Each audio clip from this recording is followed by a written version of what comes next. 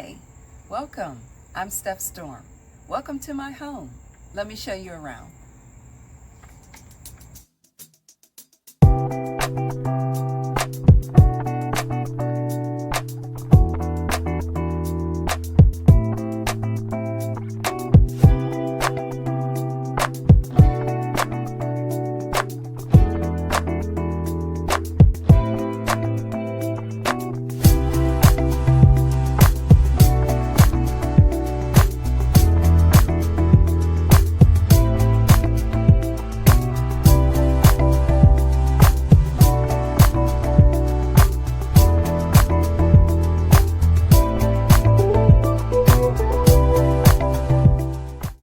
Today I'm showing you my entryway makeover, along with some entryway decorating ideas for a small space.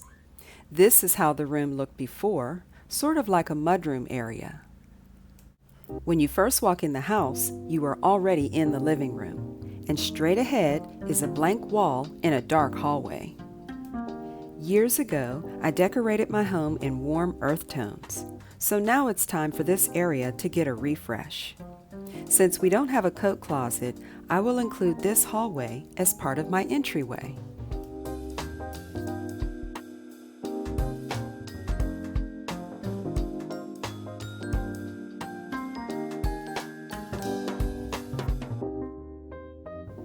I'm giving the walls and the doors 2 coats of bright white semi-gloss paint.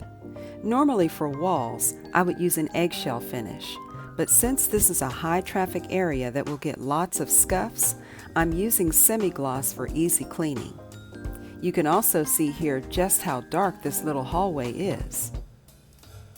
Quick tip, when you paint your walls and your trim in the same finish, you don't have to use tape, so you can get the job done faster.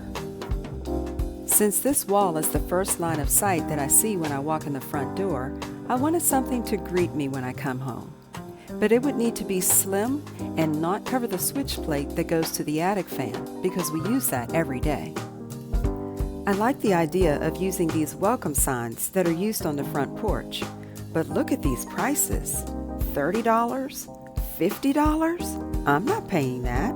I can make that. And so I did. The old shelf that was here before would be repurposed to become my welcome sign.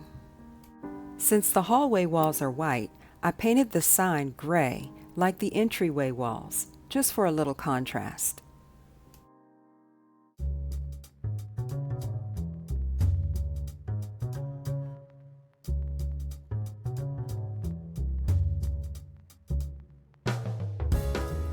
With my Cricut machine, I cut out the letters on black matte sticker paper. And now this is what I see when I come in the front door.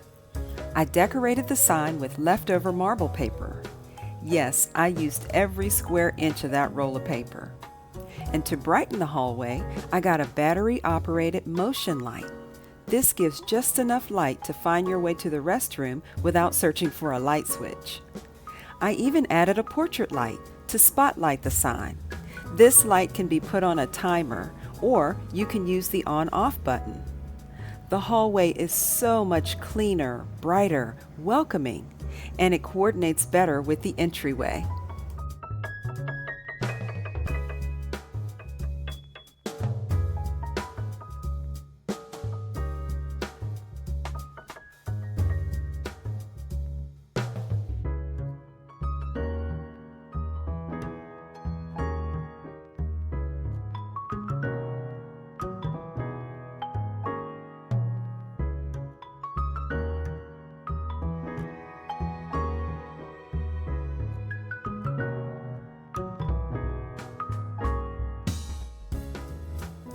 Another thing that's nice to have in an entryway is a runner.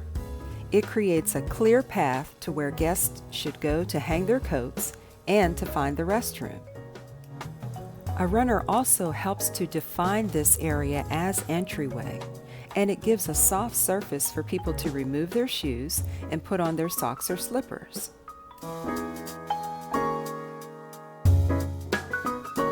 Speaking of shoes, this is the IKEA Hemnes shoe cabinet that I made over in a previous video. Be sure to go back and check that out if you haven't seen it already.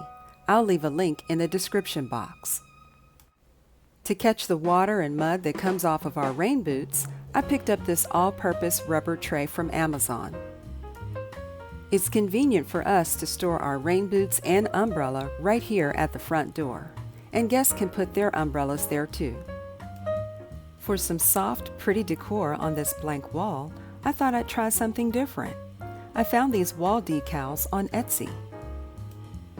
Images of white and gray peonies makes this transition from outside to inside natural, as they are organically floating on the wall. They fill the space without being too fussy, and they're neutral to go with my decor even when I decorate from season to season. They're placed high enough on the wall so that when you're sitting on the bench, you won't rub your back or your head against the wall and disturb the design. In order to create an entryway in this living room, I had to rearrange the furniture. I used the back of the sofa to create a division between the two spaces. But it's never good design to see the back of a sofa when you come in a room, so I needed a sofa table. However, just a decorative sofa table was not going to be enough for me. I found a piece that would also function as bar seating or a desk. With all of us working from home, it's nice to have multiple areas to work from, just to have a change of scenery. I modified this bar set slightly by not using two of the shelves that came with it. I felt like those two shelves made it look like it belonged more in a kitchen rather than an entryway.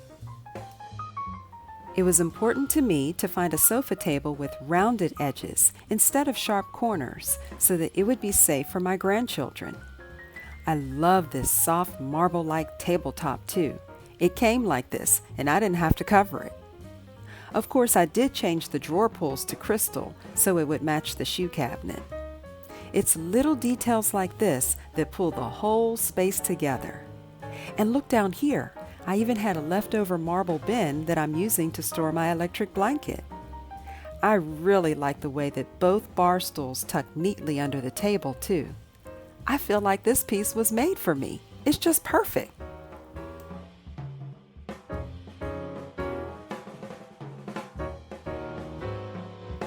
Think of all the multi-purpose uses for a set like this. You could sit here to sort mail, pay bills. You could even put a decorative catch-all bowl or tray for your keys and your wallet. The bar stools did not come with cushions. I bought these separately. I chose a gray velvet fabric to go over these chairs because I have two accent chairs in the living room that are also in gray velvet. If I take these cushions off, I can actually use the stools next to those accent chairs as side tables. Every piece was very deliberate and very versatile. So now I'm going to step back, stop talking, and give you an overall view of my entryway makeover. Remember to give this video a thumbs up.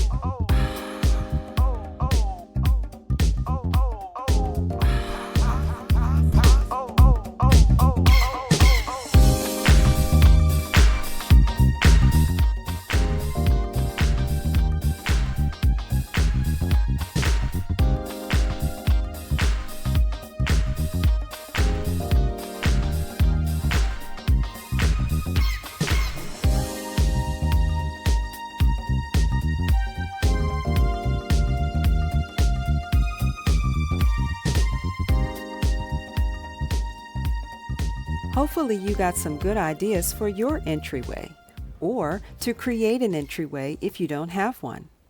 Come see me next week for ideas on rearranging furniture, a no-budget makeover.